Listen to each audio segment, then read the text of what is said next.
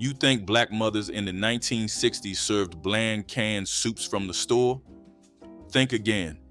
These resourceful women transformed scraps, garden vegetables, and affordable cuts into steaming bowls of pure comfort that had children racing to the table. Here are 30 cheap soups black mothers made that 1960s kids begged for.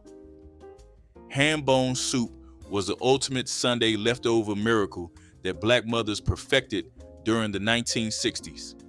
After Saturday's ham had been carved down to scraps, that bone went straight into a big pot with water, dried beans, onions, and celery. The bone released its marrow and smoky essence over hours of slow simmering, transforming plain water into liquid gold. Children hovered near the stove, breathing in the rich aroma that promised comfort and warmth. Mothers knew exactly when the meat started falling off, signaling dinner was close. The soup stretched one ham into meals that fed a family for days. Served with cornbread for dipping, this soup taught children that the best flavors came from what others might have thrown away. It was resourcefulness transformed into something deeply delicious. Butterbean soup carried a creamy richness that made children forget they were eating something simple. Black mothers simmered dry butter beans with ham hocks or bacon ends, letting the fat render into the broth while beans softened into velvety perfection. Onions, garlic, and a bay leaf added depth, while cayenne brought gentle warmth to every spoonful. The beans broke down just enough to thicken the soup naturally. Mothers often mashed some against the pot's side to create that silky texture children loved. This soup was filling enough to serve as a complete meal, keeping growing children satisfied through long afternoons. It represented the quiet genius of Southern cooking, where patience and humble ingredients created something that tasted far more luxurious than its cost would suggest. Tomato rice soup was a kitchen staple that black mothers assembled from pantry basics when cupboards seemed bare. Canned or fresh garden tomatoes were simmered with rice, onions, and seasonings into a hearty soup that satisfied without breaking the budget. The rice absorbed the tangy tomato flavor as it cooked, creating a thick and filling bowl that children requested again and again. Some mothers added bacon drippings for richness, while others kept it simple with salt, pepper, and a touch of sugar to balance the acidity. This soup was especially beloved during winter months when a hot bowl could warm both body and spirit. Children often ate seconds without complaint, proving that tomato rice soup had a magic that fancy recipes could never match. It was comfort distilled into its purest form. Neckbone soup transformed one of the cheapest cuts at the butcher into a deeply flavorful meal that children fought over. Black mothers browned the pork neck bones first, building a foundation of savory depth before adding water, vegetables, and seasonings. The bones simmered for hours, releasing collagen that gave the broth a silky body while meat became fork tender. Potatoes, carrots, onions, and sometimes cabbage joined the pot, creating a complete meal in one dish. The aroma announced to the neighborhood that something special was cooking. Children learned to pick every bit of tender meat while savoring the rich broth that clung to each piece. This soup proved that skilled hands could transform the humblest ingredients into something children would remember forever. Potato soup was the rescue meal black mothers made when there seemed to be nothing else in the house. A bag of potatoes, some onions, milk if available, and basic seasonings came together into a creamy bowl that filled bellies and warmed hearts. The potatoes were peeled, cubed, and simmered until soft enough to mash slightly, creating that thick texture children loved. Some mothers added celery for color, while others stirred in cheese when available. A little butter floating on top made every spoonful feel special, despite the soup's humble origins. Children never knew this was budget cooking because it tasted like love and comfort in every bite. Potato soup fed families through lean times without ever feeling like sacrifice. The simplicity was the genius of it all. Cabbage soup stretched a single head into a meal that could feed an entire family with plenty left over. Black mothers sliced cabbage thin and simmered it with smoked meat, tomatoes, onions, and whatever seasonings were available. The cabbage softened into sweet, tender ribbons that absorbed the smoky broth beautifully. This soup was economical beyond measure since cabbage was always affordable, even during the toughest times. Children who claimed to dislike vegetables would eat bowl after bowl, won over by the rich flavor that masked any bitterness. The soup improved overnight as flavors deepened and melded together, making leftovers even more prized than the first serving. Mothers knew that cabbage soup represented survival cooking at its finest, turning pennies into pounds of nourishment. Black-eyed pea soup carried cultural significance that went beyond its delicious taste and affordable price. Black mothers simmered dried peas with ham hocks, onions, garlic, and bay leaves until the peas were creamy and the broth rich with smoky flavor. This soup was especially important on New Year's Day when black-eyed peas symbolized luck and prosperity for the coming year. Children grew up understanding this soup connected them to traditions stretching back generations. The peas provided protein while the broth delivered comfort, creating a complete meal that cost almost nothing to prepare. Mothers cooked large batches that lasted several days, with each reheating bringing new depth. This soup taught children that food carried history and hope, not just nutrition. It was heritage served in a bowl. Chicken foot soup represented the ultimate expression of waste-nothing cooking that Black mothers practiced with pride. Chicken feet, which cost almost nothing at the butcher, were cleaned thoroughly and simmered for hours until they released their natural gelatin into the broth. The result was a rich, silky soup that supported vegetables, noodles, or rice beautifully. Children might have been skeptical at first, but one taste of the deeply flavorful broth converted even the pickiest eaters. The collagen made the soup almost medicinal, perfect for cold weather and sore throats. Mothers understood that these overlooked parts carried tremendous flavor potential when treated with patience and skill. The feet were removed before serving, leaving only incredible broth. This soup taught children that value existed in unexpected places. Corn soup captured the essence of summer gardens in a bowl that children requested throughout the year. Black mothers cut fresh corn from the cob, scraping to extract every drop of milky liquid before simmering everything with onions, butter, and milk when available. The natural sweetness of corn needed little enhancement, though some mothers added a touch of sugar to deepen the flavor. During winter months, canned corn worked nearly as well, proving this soup's versatility across seasons. The soup was thick and creamy without being heavy, perfect for children who wanted comfort without feeling overstuffed.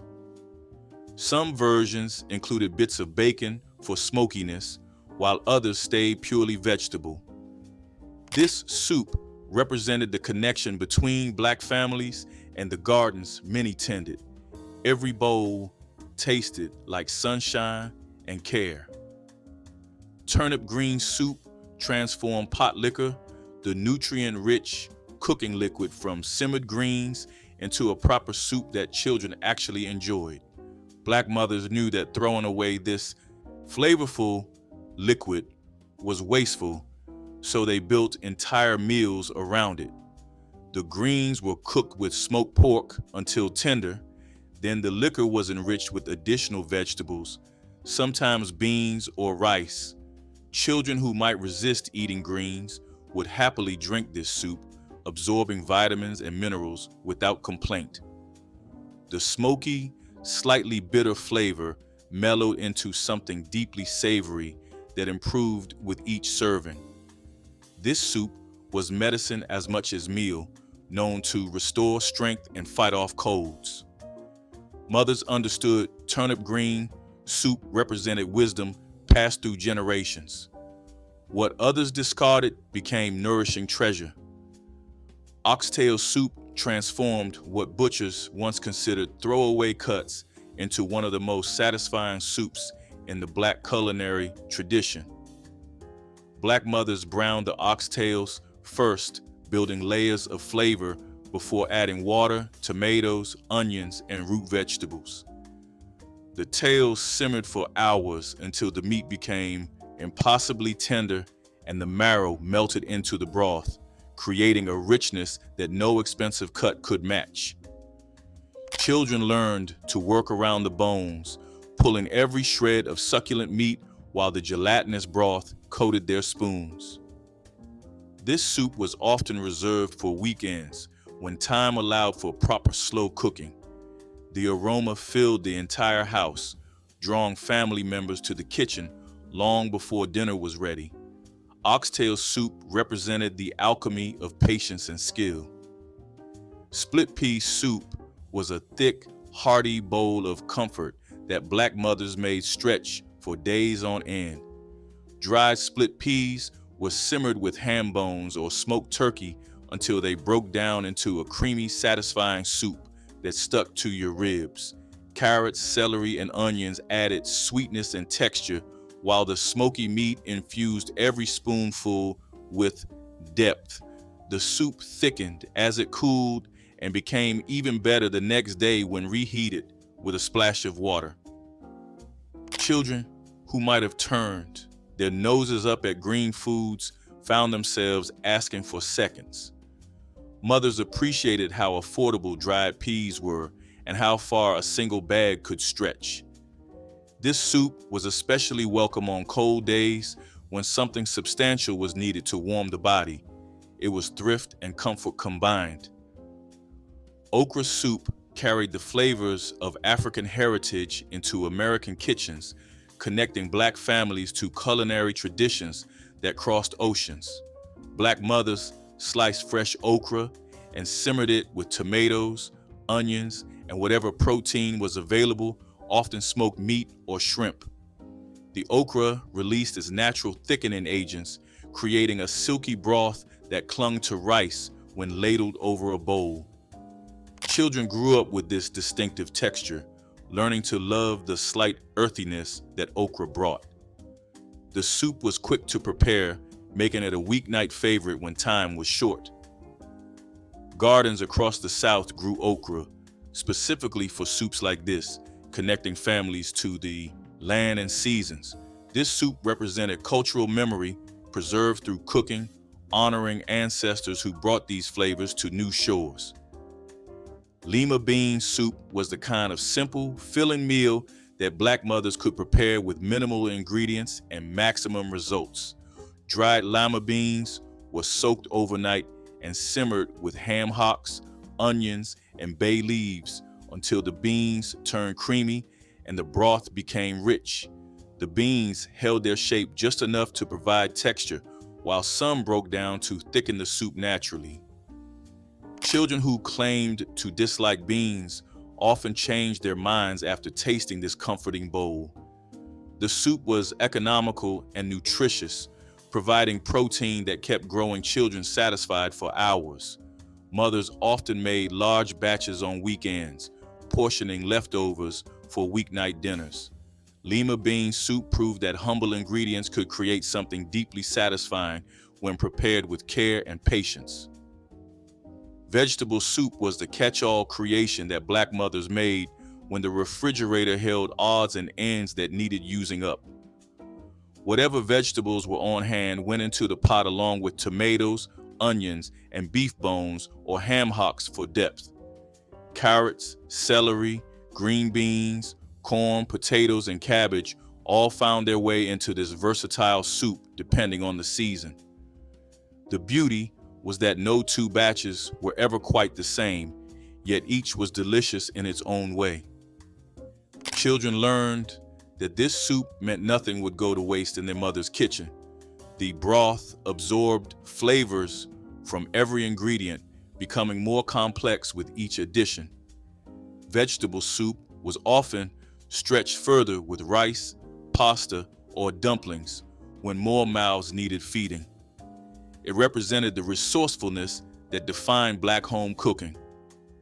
Navy bean soup was a filling, protein-rich bowl that Black mothers could prepare for pennies while feeding an entire family. The small white beans were simmered with ham bones, onions, and celery until they became creamy and the broth turned silky smooth. Some mothers mashed a portion of the beans to thicken the soup while leaving others whole for texture. A splash of vinegar or hot sauce added brightness that cut through the richness. This soup was especially popular in urban areas where navy beans were readily available and affordable. Children ate it without complaint because the flavor was mild yet satisfying. The soup reheated beautifully, often tasting even better after a night in the refrigerator. Navy bean soup represented practical cooking at its finest, stretching limited resources into meals that nourished both body and spirit. Pig feet soup was the kind of old-fashioned cooking that Black mothers learned from their own mothers and grandmothers. The feet were cleaned meticulously and simmered for hours until the meat became tender and the natural gelatin created a rich, silky broth. Vegetables like onions, carrots, and potatoes joined the pot, absorbing the deep pork flavor. Children might have been hesitant at first, but the succulent meat and satisfying broth won converts quickly. This soup was considered both food and medicine, believed to help with everything from colds to joint pain. The collagen-rich broth gave it a body that other soups could not match. Mothers took pride in transforming these inexpensive cuts into something genuinely delicious. Pig feet soup connected families to traditions of waste-nothing cooking that stretched back generations. Onion soup was a revelation of what patience and simple ingredients could create when Black mothers had little else to work with. Onions were sliced thin and cooked slowly in butter or bacon fat until they caramelized into sweet golden ribbons. Water or broth was added along with seasonings, and the soup simmered until the onions practically melted into the liquid. Some mothers added a slice of bread to thicken each bowl, while others served it plain with cornbread on the side. The sweetness of properly caramelized onions surprised children who expected something harsh or bitter. This soup cost almost nothing to make, yet delivered complex flavor that seemed impossible from such humble origins. Onion soup taught children that skilled cooking could make something wonderful from almost nothing at all. It was pure kitchen magic.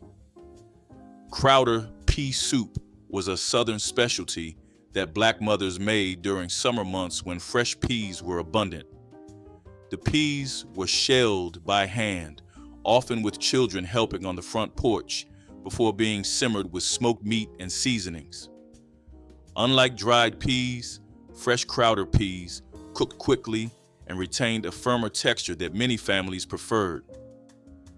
The broth became creamy and slightly earthy, with smokiness from ham hocks or bacon adding depth. Children who helped shell the peas felt invested in the meal and ate with extra appreciation. This soup connected families to garden traditions and seasonal cooking rhythms. The fresh peas brought a sweetness that dried versions could never quite match. Crowder pea soup represented summer abundance captured in a bowl, a celebration of what the garden provided. Smoked turkey soup emerged as a healthier alternative that Black mothers embraced without sacrificing the flavor they demanded. Smoked turkey wings or necks were simmered with vegetables and seasonings until the meat fell from the bones. The smoky, slightly sweet flavor infused the broth beautifully while using less fat than traditional pork-based soups. Greens, beans, or rice were often added to create a complete meal in one pot. Children could not tell the difference from their beloved ham-based soups because the smokiness satisfied the same way. This soup became popular as families became more health conscious while still wanting traditional flavors. Smoked turkey soup proved that Black mothers could adapt their cooking to changing times without abandoning the soul and satisfaction that made their food legendary. Pinto bean soup was an everyday staple that Black mothers could stretch to feed a crowd on the tightest budget. The speckled beans were soaked overnight and then simmered with ham hocks, onions, and garlic until they turned creamy and the broth became thick. Some mothers added tomatoes for brightness, while others kept the soup simple, letting the smoky pork flavor dominate. The beans broke down just enough to create body while still holding their shape for satisfying bites. This soup was often served over rice or with cornbread, making it a complete and filling meal. Children grew up on this soup without realizing how little it cost to prepare. Mothers appreciated that a single bag of dry beans could feed the family for several days. Pinto bean soup was proof that nourishment and flavor did not require a large grocery budget. Collard green soup turned the beloved Southern staple into a heartier meal that satisfied on cold winter evenings.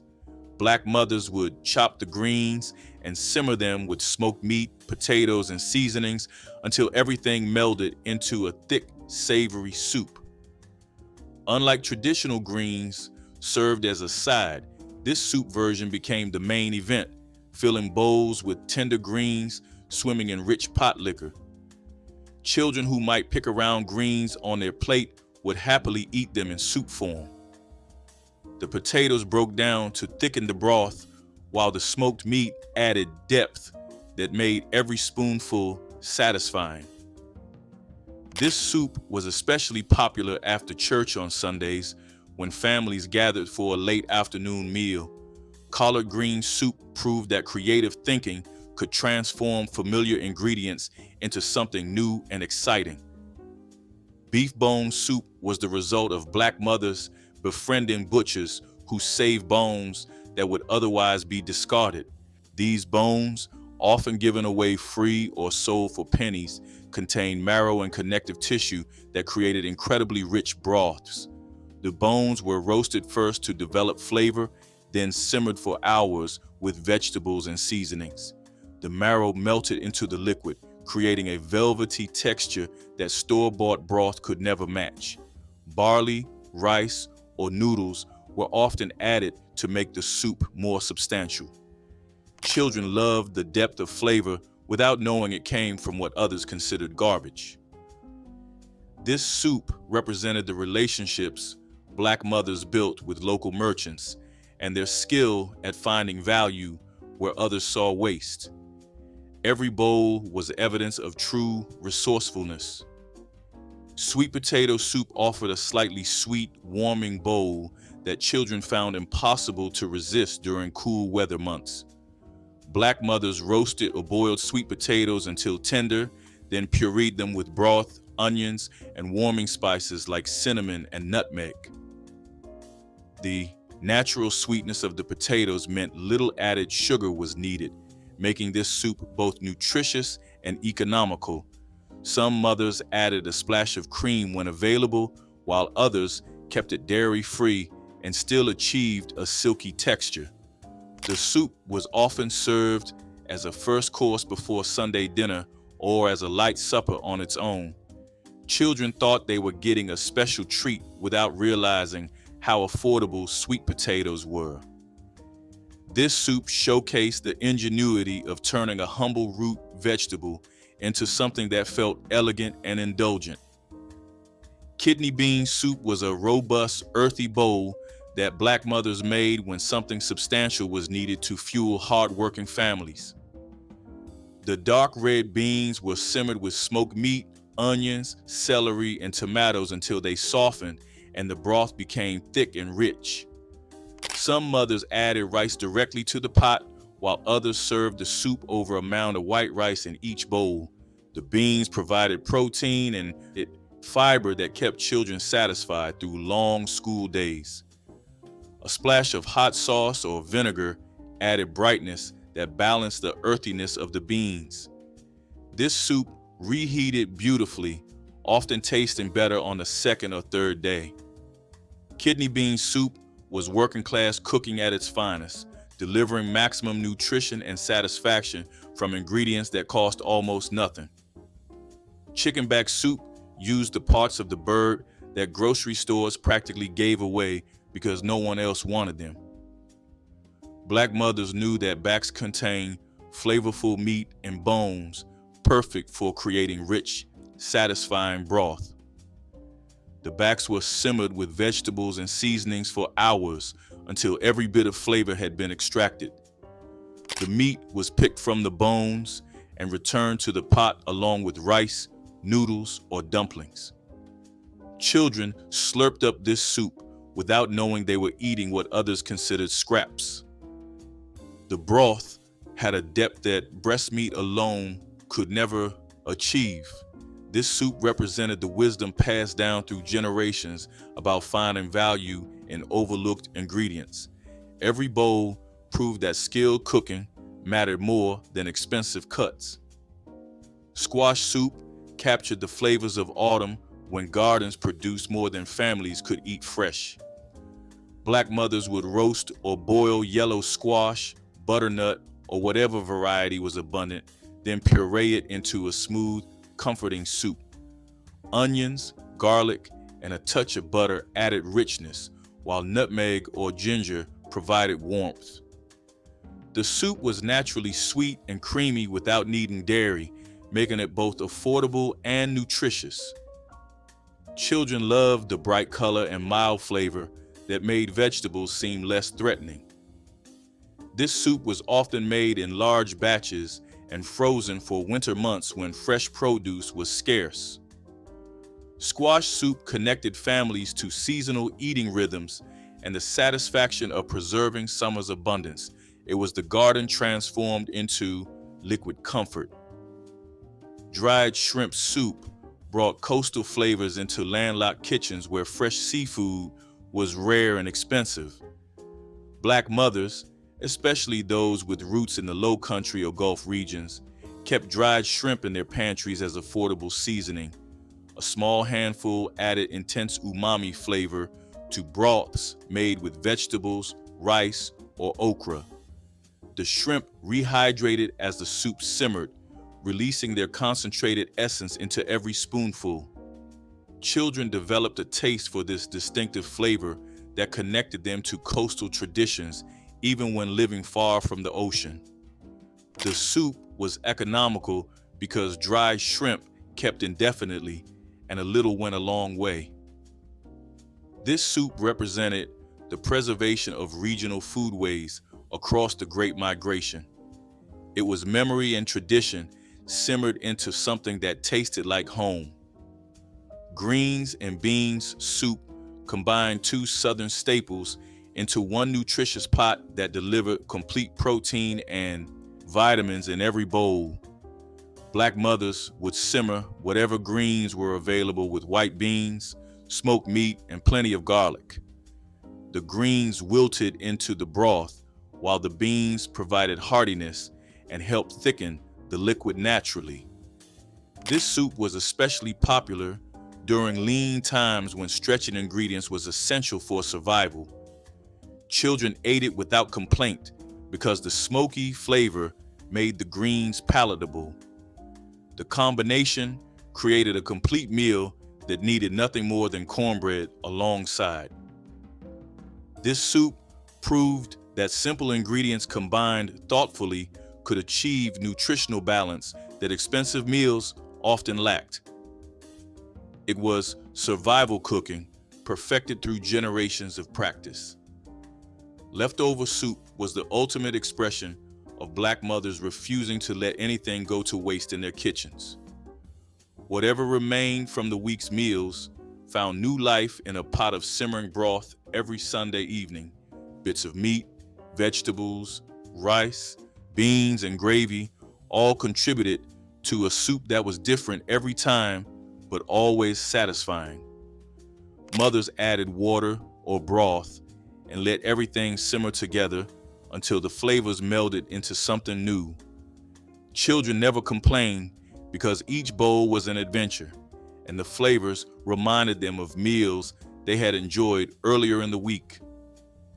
This soup represented the philosophy that governed Black kitchens during the 1960s, where waste was unthinkable and creativity was essential. Every bowl told the story of a week's worth of cooking transformed into one final act of nourishment and love. Collard greens with smoked turkey tails were the Christmas pot that simmered for hours, filling the entire house with a smell so familiar and comforting that children knew exactly what day it was before anyone said a word. Mothers washed the greens leaf by leaf, removing stems and tearing them into pieces so tender they practically melted after cooking. The smoked turkey tails went into the pot first, releasing their flavor slowly into the broth until the kitchen filled with that unmistakable smoky scent. When the greens finally joined, they simmered until silky and rich, soaking up every bit of seasoning.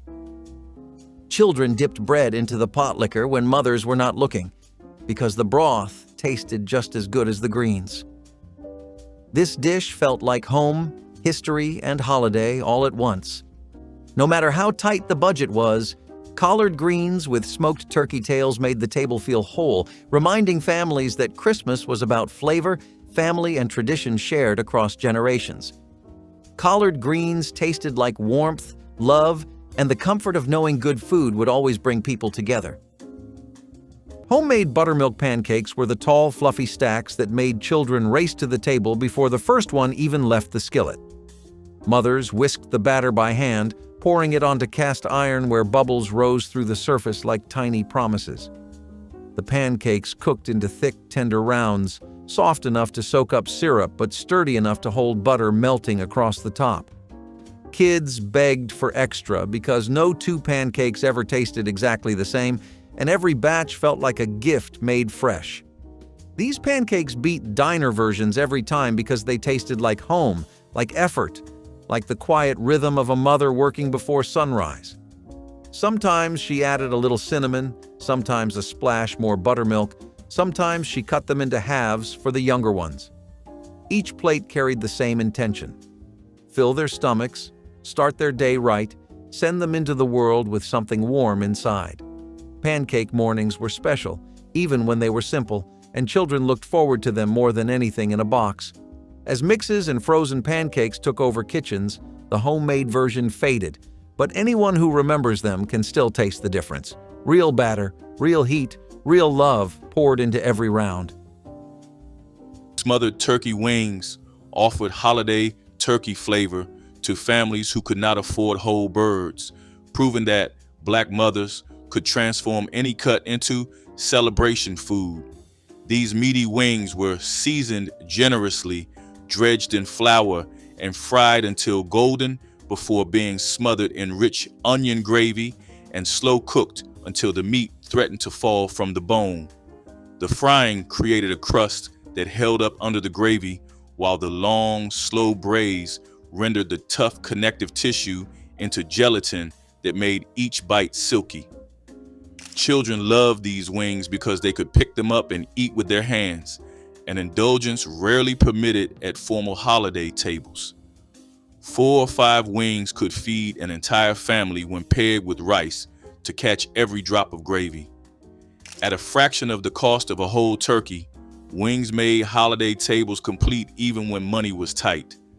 The gravy alone, rich with pan drippings and onion sweetness, became a dish in its own right that children poured over everything on their plates.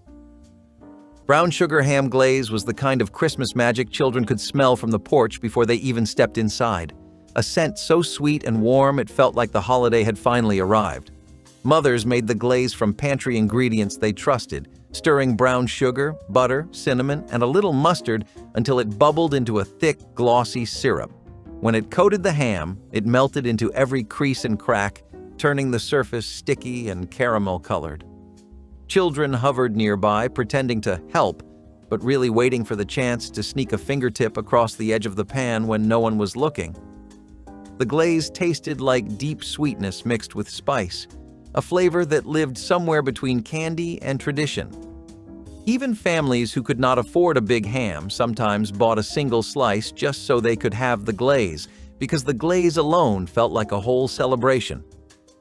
It was the part of Christmas dinner children talked about the most, the flavor they waited 12 long months for, and the one they compared every other holiday dish to. In many homes, the glaze was made the exact same way every year, passed down quietly through memory, not written recipes. Brown sugar ham glaze tasted like warmth, celebration, and the promise that Christmas had truly begun. Smothered breakfast potatoes were the skillet hero of 1960s mornings, a dish that stretched a handful of ingredients into something big enough to feed everyone. Mothers sliced the potatoes thin, letting them hit the hot grease before adding onions, peppers, salt, and a little black pepper for heat. The skillet hissed, the house filled with the scent of frying potatoes, and sleepy children wandered into the kitchen even before they were called. The potatoes softened and browned, edges crisping, onions turning sweet, and the peppers melting into the mix. This was a breakfast you could eat alone or beside eggs, biscuits, or sausage, and it never disappointed. Mothers loved it because it was dependable and cheap. Children loved it because it tasted like comfort, disguised as something simple. A plate of smothered potatoes could fuel a child until lunch, carrying them through long mornings at school or long walks down dusty roads. Over the years, frozen hash browns and faster options took its place, but nothing compares to the taste of potatoes cooked slow in a cast-iron skillet by a mother who knew exactly when to turn them. For those who remember, one spoonful brings back the sound of sizzling grease and the warmth of a kitchen where breakfast meant love made visible. Neckbones and brown gravy turned the cheapest cut at the butcher counter into something children requested by name when asked what they wanted for Christmas dinner. These bony cuts with their small pockets of rich, dark meat required hours of slow cooking to release their magic, but the result was worth every minute of patient waiting. Black mothers would season the bones heavily with salt, pepper, garlic, and onion powder before browning them in cast iron skillets until deeply caramelized. Covered with water and simmered low and slow, the bones released collagen that thickened the cooking liquid into silky gravy without any flour needed. By the time they were done, the meat slid off the bones with the gentlest touch, tender and infused with deep porky flavor. Children would pick up the bones with their fingers, gnawing every last bit of meat and sucking the marrow from the centers. At just 15 cents a pound in 1960s grocery stores, Neckbones let families serve what felt like luxury while spending almost nothing. Sweet potato pie was the crown of the Christmas table, the dessert children begged for long before dinner was even served.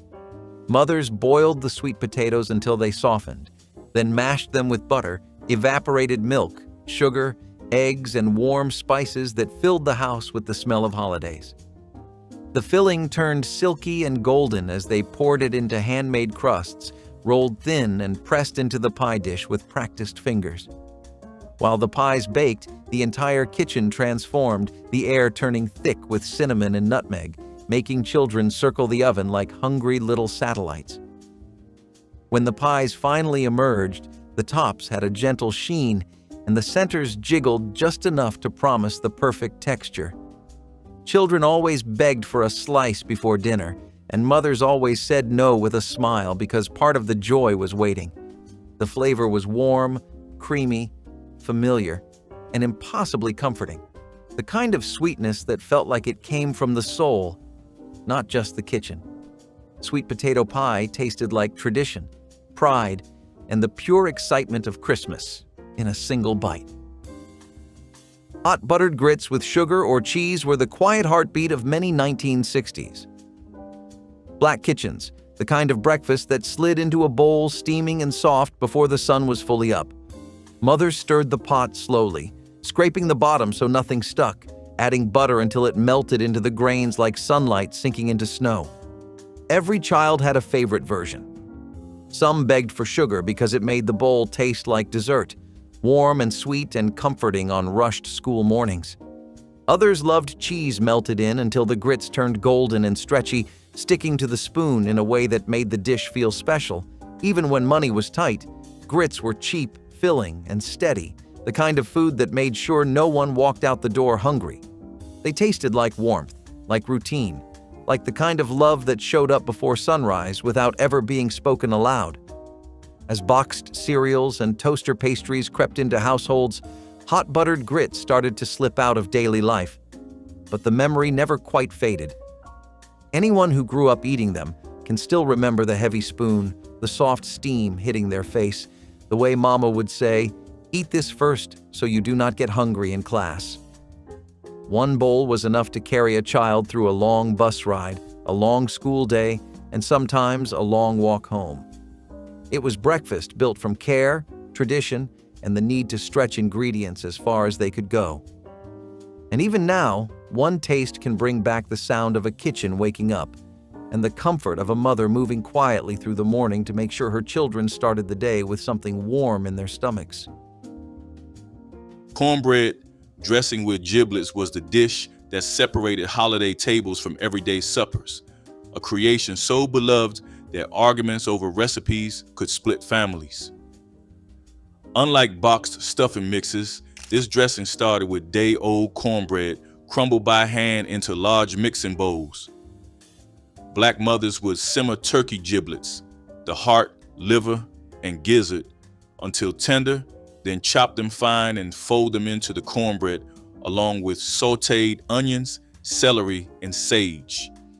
The mixture was moistened with rich broth from the giblets, bound with eggs, and baked until the top turned golden brown while the inside stayed moist. Children who claimed to hate liver would devour this dressing without knowing what made it so rich and savory. The dish cost pennies since it used parts others discarded and transformed stale bread into something magnificent. Every grandmother had her own secret variation, and children grew up measuring all other dressings against the one they remembered from childhood holiday tables. Baked macaroni and cheese with evaporated milk was the rich, creamy holiday version that families saved for Christmas because it took more ingredients, more time, and more love than the everyday stovetop version. Mothers boiled the macaroni until it was tender, then mixed it with shredded cheese, butter, eggs, and evaporated milk that gave the dish its signature richness. When it baked in the oven, the top browned just enough to form a crispy layer children fought over, while the inside stayed soft, cheesy, and comforting. The smell alone made the table feel festive, a deep, savory aroma that told everyone Christmas dinner was almost ready. Children scooped big spoonfuls onto their plates, watching the cheese stretch in long, soft strands that made the dish feel luxurious even when budgets were tight. This was a dish built from care, the kind of food mothers made because they knew the holiday needed something special, even if they had to stretch ingredients to make it happen. Every family had their own version, but every version made children close their eyes and smile at the first bite. Macaroni and cheese with evaporated milk tasted like celebration, tradition, and a holiday table made complete. Sausage patties made from scratch were the heartiest part of many 1960s black breakfasts, the kind of food that made a child feel ready to take on anything the school day threw at them. Mothers seasoned the meat by hand with salt, pepper, sage, and whatever spices their own mothers had taught them to use. They shaped the patties carefully and laid them in the skillet where they sizzled, browned, and filled the house with a smell that pulled children straight into the kitchen. These patties were crisp on the outside, juicy inside, and full of flavor you could not find in store-bought sausage. Kids sandwiched them in biscuits, crumbled them into grits, or ate them plain with their fingers when they were too hungry to wait for a fork. For mothers, making sausage from scratch was a way to stretch ingredients and control the flavor. For children, it was the taste of a real breakfast. As packaged sausage became easier to buy, homemade patties faded from daily life. But anyone who grew up eating them knows nothing beats the sound. Candied yams with brown sugar glaze with a dish that made children hover near the kitchen door, waiting for that first sticky spoonful straight from the pan.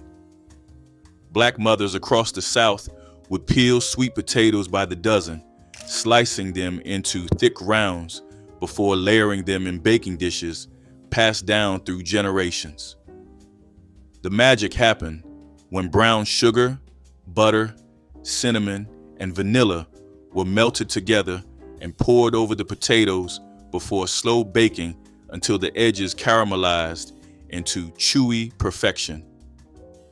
The smell alone could pull children from their beds on holiday mornings, sweet, warm, and promising something special.